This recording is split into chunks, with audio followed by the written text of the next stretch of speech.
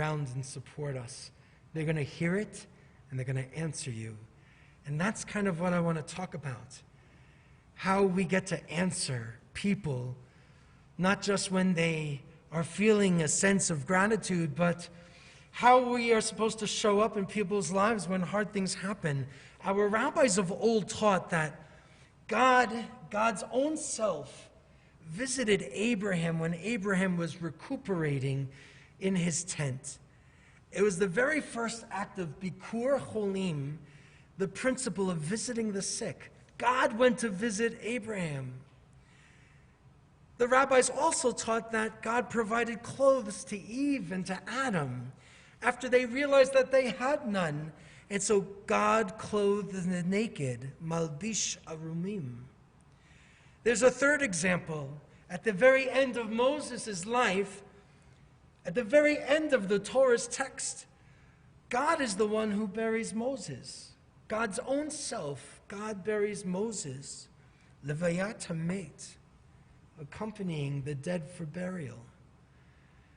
God embodies ways that we are supposed to show up, and we are taught that we're supposed to walk in God's ways, that we're supposed to act godly.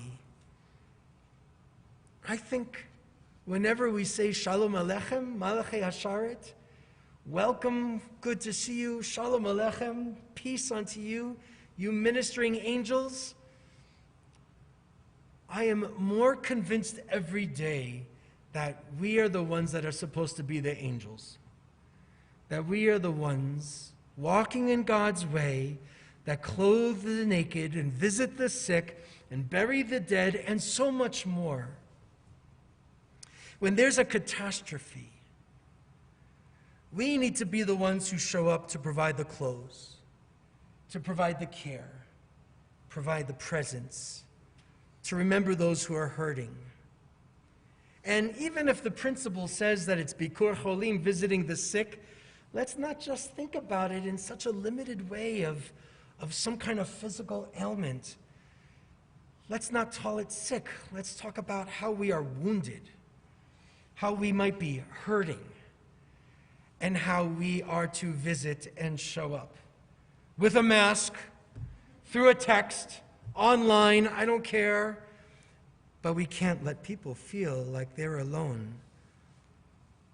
Just the other day, thank God for Shabbat, otherwise I would never know what day it is. Yesterday, I taught a class, and it was called A Taste of Talmud.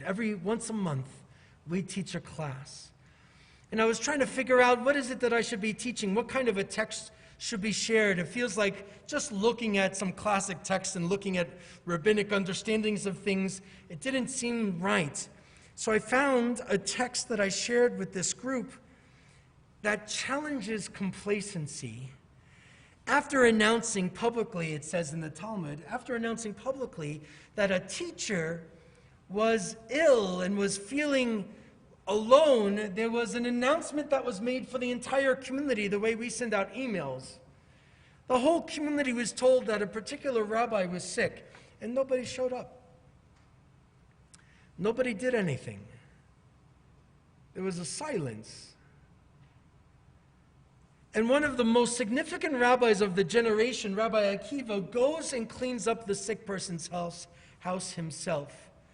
And Rabbi Akiva said that by not visiting the sick, it is like one who spills blood.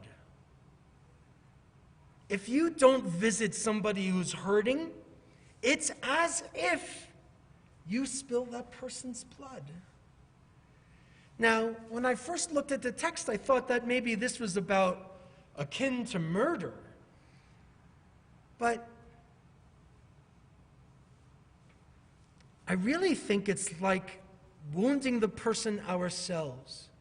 When have you felt alone or hurt or isolated and remember who didn't call? Who didn't show up for Shiva? When maybe there was a divorce and our couple friends stopped reaching out? Who is it that went through a hardship and nobody really noticed? and how that sat with us.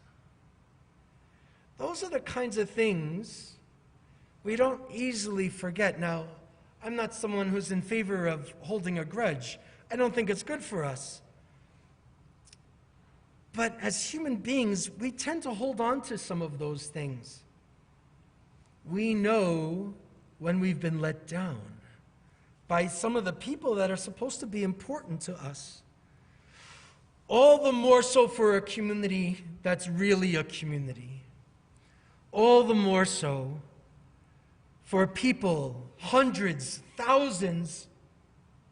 If nobody shows up, what are we supposed to do? And I'm grateful that people have been showing up. I'm trying to connect as best as I can to our folks who have either lost their homes or can't get back into their homes.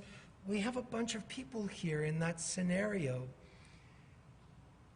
And most of them are sharing how overwhelmed they are by people's graciousness. And I'm so relieved by that. But I want to tell you folks, it can't only be this week. And it can't only be next week. It can't only be this month. And it's not just the folks who have lost so much. We all have to remember that we grieve differently, and there's no deadline. We have to be present in a way so that we don't contribute to spilling blood. Now, that midrash that I was sharing, that God shows up to clothe the naked, to bury the dead, right, to feed the hungry, to do all of these different things and visit the sick. The teaching gives us a model to personally see how we should respond to the suffering of others. We have been witnesses to something extraordinarily difficult these last few days.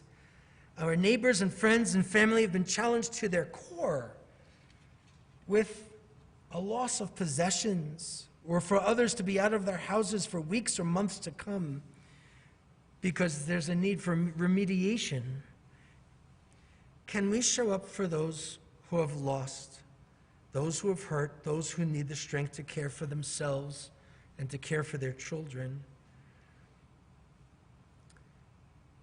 I think that's what our tradition is calling upon us to do.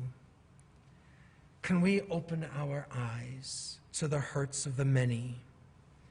So tonight, truly, we pray for those who've been stricken by the devastation of this urban firestorm, and for those who have committed themselves to responding to their needs.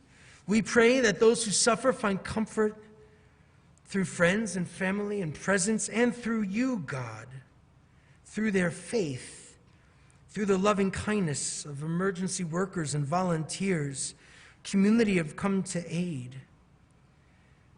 We pray that those who have lost so much have the fortitude to rebuild their lives. And let us seek out ways to help them build their tents anew and make of them once again havens of healing and hospitality. May all who have been battered by this fire discover many hearts and many hands open to them. None of us stands alone in times of trouble. God forbid. Baruch atah Adonai, Magen Avraham ve'ezrat Sarah. Blessed are you, Adonai, the shield of Abraham, the strength and help of Sarah. Baruch atah Adonai, Ozer Yisrael b'gvura. Blessed are you, Adonai. You are the source of our strength, and we need it, and we have it, and we need to share it with others. Aleinu l'shabeach 586.